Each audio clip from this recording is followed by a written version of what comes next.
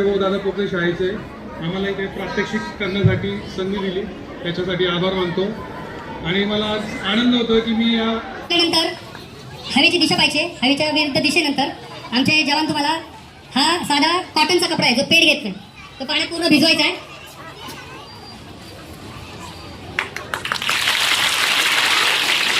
आपण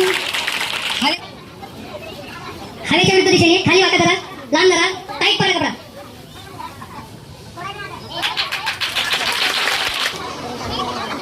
हवेची दिशा पाहिजे, हवेची दिशा पाहिजे त्याच्या विरुद्ध दिशेने.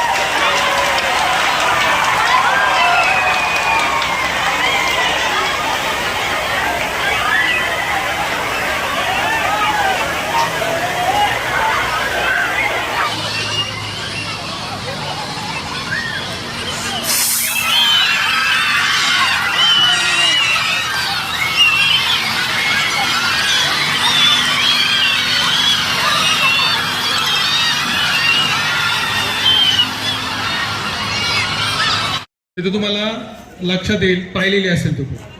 ज्यावेळेस एखादी व्यक्ती बुडत असती त्यावेळेस आम्ही त्याच्याजवळ दोरी बांधून फेकतो आणि त्याला वाचवतोपर्यंत त्याला पकडून तो तरंगू शकतो. त्यावेळेस बुडणाऱ्या व्यक्तीला वाचवण्यासाठी आम्ही लाईफ रिंगचा वापर करतो.